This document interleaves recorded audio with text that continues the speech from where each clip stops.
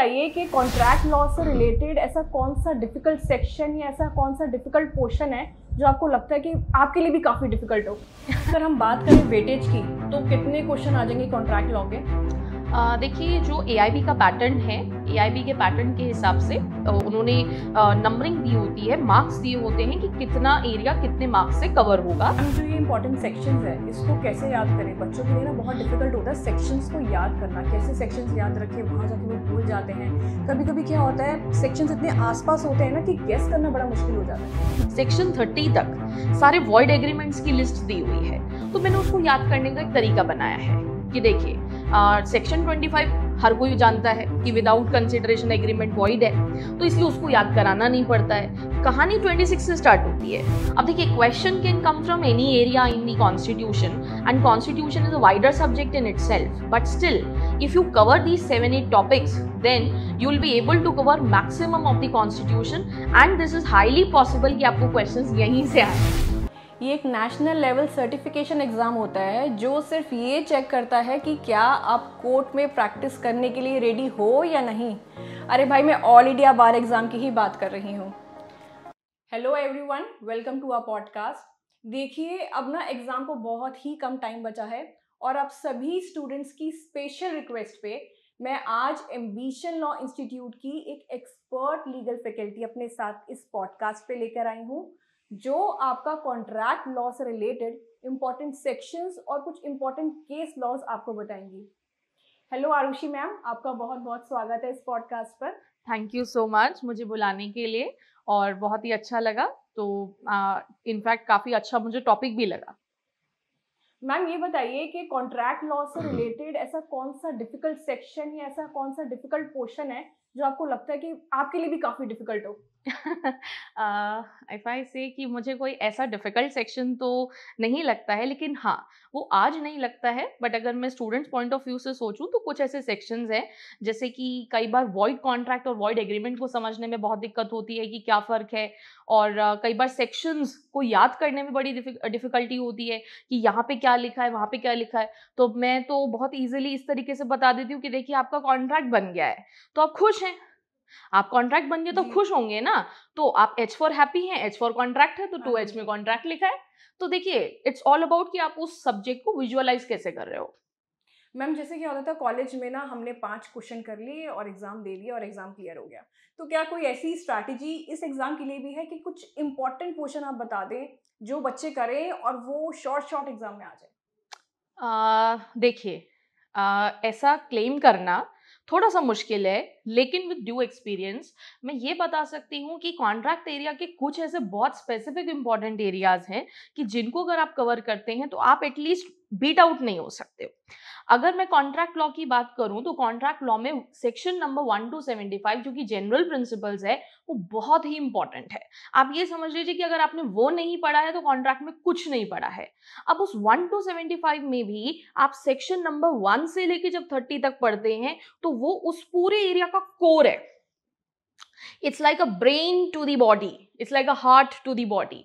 तो अगर आप सेक्शन 1 to 30 कवर कर रहे हैं, इट मीन्स आपने कॉन्ट्रैक्ट लॉ का एक कोर एरिया कवर कर दिया है। और आप मेरी बात माने तो सेक्शन 1 से लेकर 30 तक मान लेते हैं कि टोटल क्वेश्चंस कॉन्ट्रैक्ट में फॉर एग्जांपल 10 आने हैं, तो मैं आपको ये गारंटीड कह सकती हूँ कि 3 क्वेश्चंस मिनिमम उस 1 से लेकर 30 तक आएंगे। तो इतना इंपॉर्टेंट है। मैम, अगर हम बात करें वेटेज की तो कितने क्वेश्चन आ जाएंगे कॉन्ट्रैक्ट लॉ के? देखिए, जो एआईबी का पैटर्न है, एआईबी के पैटर्न के हिसाब से उन्होंने नंबरिंग दी होती है, मार्क्स दिए होते हैं कि कितना एरिया कितने मार्क्स से कवर होगा। तो जब हम मर्केंटाइल लॉ की बात करते हैं, जिसमें कि आपका कॉन्ट्रैक्ट है, एसआरए है, दी ट्रांसफर ऑफ प्रॉपर्टी एक्ट है, तो इसकी जो वेटेज है वो 8 मार्क्स की है। लेकिन इस 8 मार्क्स में डिवीजन कैसे होगा, ये नहीं एआईबी का नोटिफिकेशन हमें बताता है। So we can expect even 6 questions out of those 8 from the Indian Contract Act, or you can say 8 out of 8 also can be from the Indian Contract Act, or there can be 4 or 5 questions. So along with, अगर हम ये weightage देख के चले तो ठीक ठाक weightage हमारी जो कॉन्ट्रैक्ट एक्ट से जो है आती है। और मैं ये कहूंगी कि देखिए, कुछ ऐसे सब्जेक्ट्स होते हैं जहां से आप बहुत इजी मार्क्स जो है स्कोर करते हैं। तो आप डिफिकल्ट तो देखिए, जो आपके लिए डिफिकल्ट है वो है ही, लेकिन जो इजी है या जिसको आप इजी बना सकते हैं, एटलीस्ट वहां से तो स्कोर करिए। बिल्कुल बिल्कुल। मैम जैसे मैं लास्ट ईयर का क्वेश्चन पेपर देख रही थी तो मैंने देखा है जैसे क्रिमिनल लॉ से ना काफ़ी अप्लाइड क्वेश्चंस आए हैं। हम्म। तो क्या हमें कॉन्ट्रैक्ट ये जो लॉ है इसके अंदर क्या आपको क्या लगता है डायरेक्ट क्वेश्चंस आएंगे या फिर अप्लाइड भी पूछ सकते हैं? देखिए, मुझे सबसे पहले तो मतलब इनफैक्ट ये जो आपका क्वेश्चन है ना, ये कई स्टूडेंट्स मुझसे इनडायरेक्ट, जैसे हम स्टूडेंट कॉन्वर्सेशन करते हैं, स्टूडेंट मेंटरशिप करते हैं, तो उसमें भी मेरे सामने जो ये क्वेश्चन है ना बहुत बार आता है कि भाई एप्लीकेशन बेस्ड क्वेश्चन आएगा। तो मतलब मुझे ऐसा लगता है कि क्वेश्चन में हमने डिवीजन रखा ही क्यों है कि एप्लीकेशन बेस्ड आएगा या डायरेक्ट क्वेश्चन आएगा। देखिए, वैसे तो अगर हम पैटर्न पर जाएं तो डायरेक्ट क्वेश्चन आते हैं, आपसे बिल्कुल डायरेक्टली प्रोविजन से पूछा जाएगा। लेकिन मेरा कहना ये है कि अगर आपको लॉ आता है, तो अगर वो आपसे एग्जाम्पल देके भी पूछ रहे हैं कि ए ने बी को कंसिडरेशन दे दिया है, तो अब क्या ए और बी के बीच में एग्रीमेंट इन्फोर्सेबल है? तो है। अब इसी बात को अगर आप एप्लीकेशन बेस्ड का नाम देते हैं तो एप्लीकेशन बेस्ड कह सकते हैं। बट देखिए, जिसका लॉ ग्रिप अच्छा है उसके लिए एप्लीकेशन बेस्ड और प्रोविजन बेस्ड में कोई डिफरेंस नहीं है। मैम जो ये इंपॉर्टेंट सेक्शंस है इसको कैसे याद करें? बच्चों के लिए ना बहुत डिफिकल्ट होता है सेक्शंस को याद करना, कैसे सेक्शंस याद रखें, वहाँ जाके वो भूल जाते हैं। कभी कभी क्या होता है सेक्शंस इतने आसपास होते हैं ना कि गेस करना बड़ा मुश्किल हो जाता है। तो हम्म। कैसे याद करें? देखिए, एक एरिया है, अगर मैं आपको थोड़ा सा सोच के, जो मैंने अभी आपने क्वेश्चन पूछा, तो वैसे तो एरियाज कई सारे हैं, लेकिन सेक्शन नंबर 25 से लेकर सेक्शन 30 तक सारे वॉइड एग्रीमेंट्स की लिस्ट दी हुई है। तो उन वॉइड एग्रीमेंट्स की लिस्ट को याद करने में ना स्टूडेंट्स को कई बार दिक्कत होती है कि 26 में क्या दिया है, 27 में क्या दिया है, 28 में क्या दिया है। तो मैंने उसको याद करने का एक तरीका बनाया है कि देखिए, सेक्शन 25 हर कोई जानता है कि विदाउट कंसिडरेशन एग्रीमेंट वॉइड है, तो इसलिए उसको याद कराना नहीं पड़ता है। कहानी 26 से स्टार्ट होती है, तो मैं कहती हूँ कि 26 में एस फॉर 6 है, एस फॉर शादी है, तो रिस्ट्रेंट ऑफ मैरिज हो गया।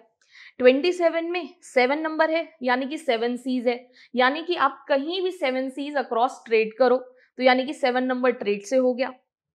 8 नंबर आता है, 8 नंबर को जब आप लिटा देते हैं तो वो इन्फिनिटी का साइन बनाता है, और साथ ही साथ एक ऐसे, जब 8 लेट जाता है तो वो एक इस बात का भी संबोधन होता है कि कोई टाई है, कोई नॉट है जो दो लोगों में हो गई है। तो अगर कोई नॉट है, कोई उलझन है, तो वो उलझन क्या है? लीगल प्रोसीडिंग्स है। तो 28 में लीगल प्रोसीडिंग्स हो गया। 29 क्या है? एन फॉर नॉट सर्टेन, यानी कि अनसर्टेन हो गया। और 30 यानी कि वेजर। अब 30 कैसे याद रखेंगे कि जब आप 3 है, जब आप 3 को ऐसे लिटा के लिखेंगे तो वो डब्ल्यू है, तो डब्ल्यू वेजर हो गया। तो अब आप खुद ही मुझे बता दीजिए आपको याद हो गया कि नहीं। मैम ये तो बहुत ही इजी हो 26 गया। में मैरिज हो गया, 27 में 7 सीज अक्रॉस ट्रेड कर सकते हैं, ट्रेड हो गया। 28 में नॉट बन गया, यानी कि कोई उलझन है, लीगल प्रोसीडिंग्स हो गया। 29 में N for 9, N for not certain, यानी कि अनसर्टेन एग्रीमेंट्स आर वॉइड। और 30 में वेजर है, यानी कि 3 को आपने मिरर इमेज ऐसे लिख दिया लेटाकर, तो वो डब्ल्यू है, वेजर है। देखिए सुन लीजिए, ये बहुत अच्छी ट्रिक्स मैम बता रही हैं जो आपको एग्जाम में याद करने के लिए बहुत ही बढ़िया रहेगा। तो ये सारे ट्रिक्स नोट डाउन कर लो। और सर की एक बहुत अच्छी वीडियो भी है जो इन्हीं ट्रिक्स पे है। तो मैं कहूंगी कि आप जाइए और एक बार वो सर की वीडियो और मैम जो बता रही है ना बिल्कुल वैसे तैयारी करो। एक बार में आपका exam I am sure clear हो जाएगा बिल्कुल।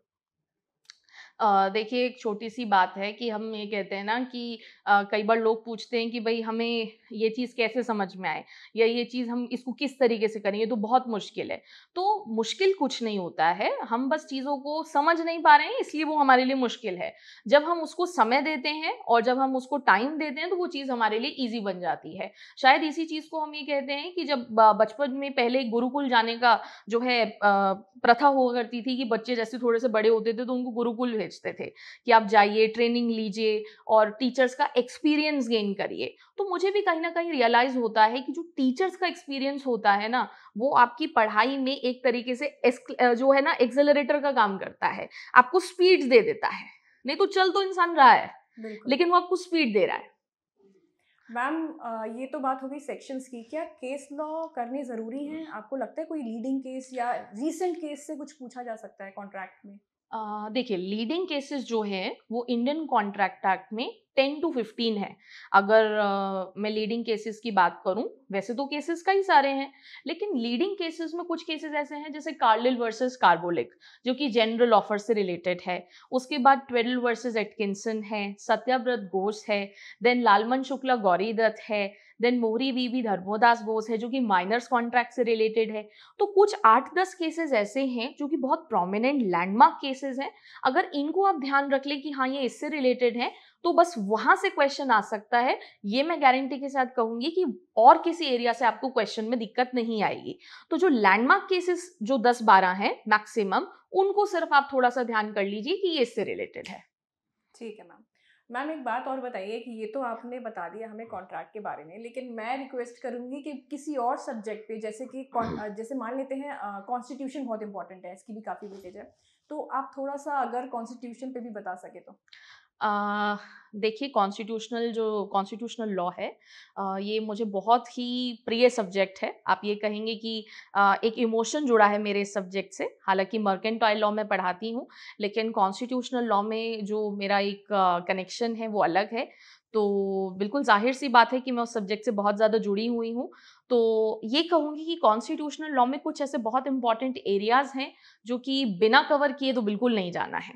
तो चाहे अगर हम एआईबी एग्ज़ाम की बात करें, तो आप इस एग्ज़ाम में जो हमारा प्रिएम्बल का पार्ट है, preamble, fundamental rights, DPSP, fundamental duties, then आप उसमें जो सेंट्रल और स्टेट लेजिस्लेशन की जो प्रोविजंस हैं, यानी कि 245 टू 255 उसे कवर करेंगे, और जो इमरजेंसी और अमेंडमेंट के प्रोविजंस हैं, ये कवर करेंगे। ये वो एरिया है जो आपको कॉन्स्टिट्यूशन में एक अच्छी स्कोरिंग दे देगा।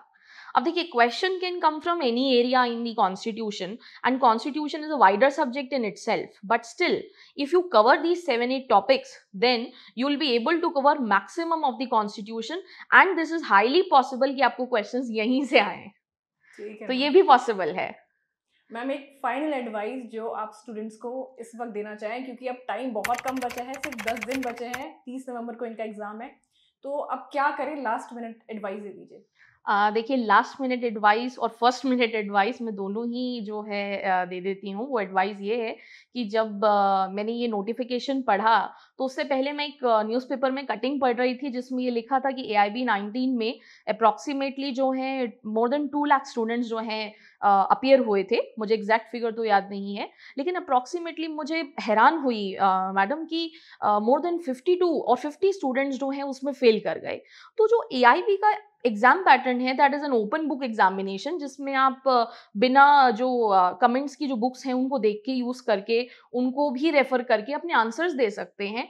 वहां पर भी जो है एक 1/4 जो तबका है स्टूडेंट्स का वो फेल कर गया।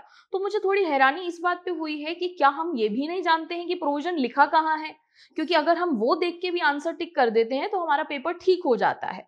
तो ये देख के मुझे समझ में ये आता है कि जो लीगल एजुकेशन का इस समय कहीं न कहीं जो एक एज है, या जो एक दायरा है, या जो एक लेवल है, वो कहीं न कहीं बहुत बड़े डाउट में है। तो मैं सभी स्टूडेंट से ये जो है रिक्वेस्ट करूँगी कि वो अपनी पढ़ाई को एक दिशा देकर पढ़ें, और सही जगह से पढ़ें।